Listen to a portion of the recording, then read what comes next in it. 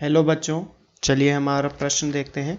प्रश्न है, ग्लूकोज तथा सुक्रोज जल में विलय हैं, जबकि साइक्लोहेक्सेन अथवा बेंजीन सामान्य 6 सदस्यीय वलययुक्त यौगिक जल में अविलय होते हैं। तो प्रश्न दोबारा देखते हैं। ग्लूकोज तथा सुक्रोज जल में विलय हैं, जबकि साइक्लोहेक्सेन व बेंजीन जल में अविलय होते हैं। समझाइए। तो सबसे पहले हम मुख्य अवधारणा की बात करते हैं।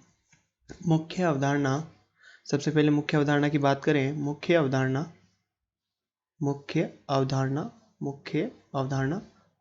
की बात करें बच्चों। मुख्य अवधारणा, तो मुख्य अवधारणा की बात करें तो मुख्य अवधारणा में जल की बात करते हैं, जल में घुलनशीलता की बात करते हैं। तो जल जल जल हमारा कैसा? जल एक ध्रुवीय विलायक है। जल एक ध्रुवीय विलायक है। ध्रुवीय विलायक है। ध्रुवीय विलायक है। ध्रुवीय विलायक है। ध्रुवीय विलायक है। तो जल में वे विलेय पदार्थ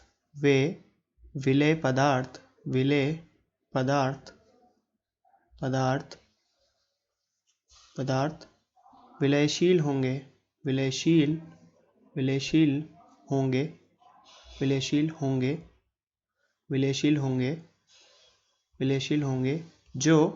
जो ध्रुवीय हैं। तो बच्चों, मुख्य अवधारणा से हम क्या समझते हैं कि एक ग्लूकोज में अणु में 5 OH समूह होते हैं। एक ग्लूकोज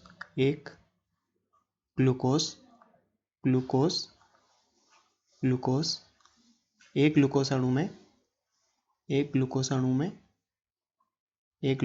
में 5 OH समूह होते हैं। OH समूह होते हैं। जबकि वो कितने समूह होते हैं? एक ग्लूकोज में 5 OH समूह होते हैं। 5 OH समूह होते हैं। जबकि सुक्रोज में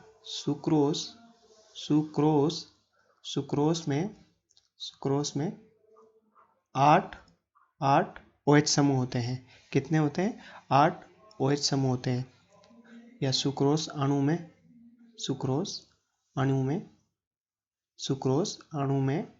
5 OH समूह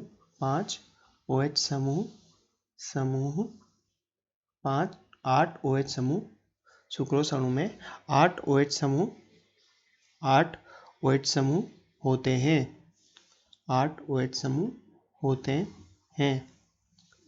तो बच्चों, एक ग्लूकोज अणु में 5 OH समूह होते हैं, जबकि सुक्रोज अणु में 8 OH समूह होते हैं। तो OH समूह की उपस्थिति के कारण ये जल के साथ हाइड्रोजन बंध का निर्माण करता है, जो इसे और ज़्यादा ध्रुवीय बनाता है और जल में इसकी घुलनशीलता को बढ़ाता है।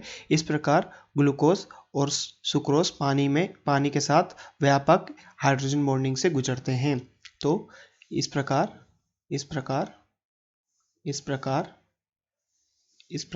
ग्लूकोज व सुक्रोज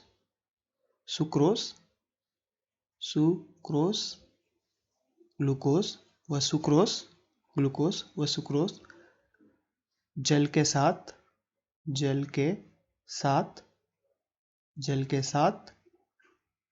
के साथ व्यापक H बंधन से गुजरते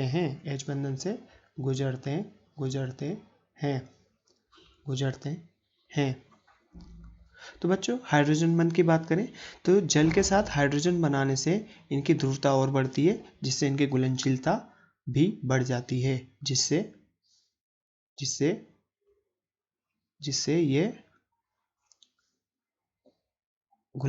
जिससे इनकी घुलनशीलता बढ़ जाती है। इनकी घुलनशीलता या विलेयता भी लिख सकते हैं। विलेयता विलेयता, जिससे इनकी विलेयता भी बढ़ जाती है, भी बढ़ जाती है।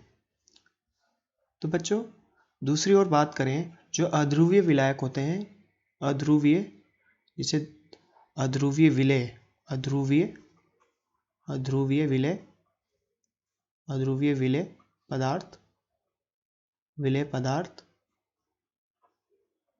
अध्रुवीय विलेय पदार्थ,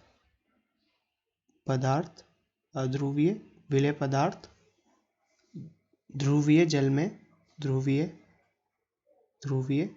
जल में अघुलनशील होते हैं,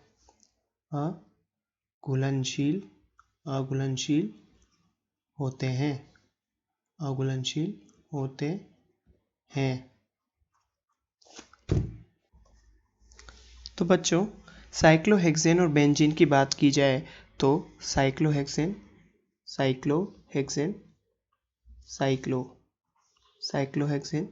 जैसा कि प्रश्न में दिया गया है, साइक्लोहेक्सेन,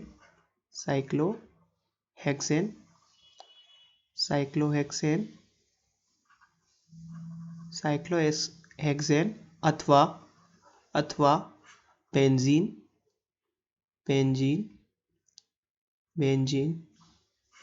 बेंजीन में OH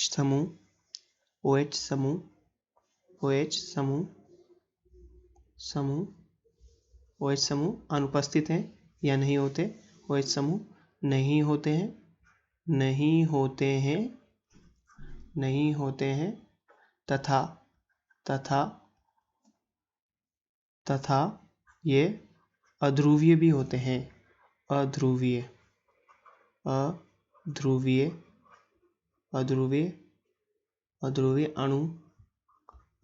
अणु भी होते हैं, अध्रुवीय अणु भी होते हैं। इस कारण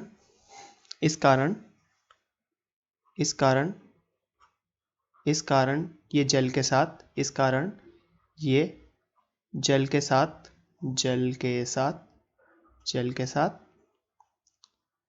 साथ हाइड्रोजन बंधन नहीं दर्शाते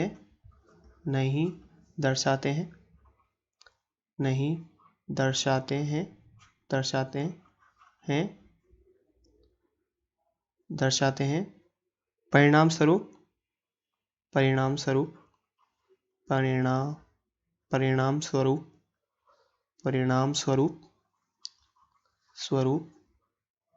ये जल में अघुलनशील होते हैं,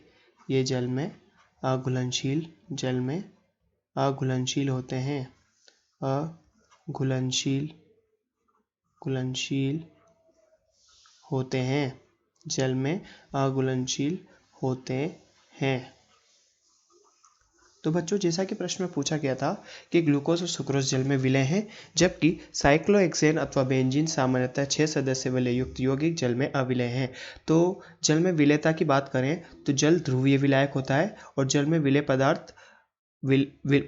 पदार्थ विलयशील होंगे जो ध्रुवीय होते हैं।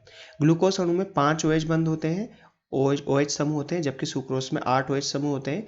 OH समूह की उपस्थिति कारण ये जल के साथ हाइड्रोजन बंधन दर्शाते हैं और ये ध्रुवीय भी होते हैं।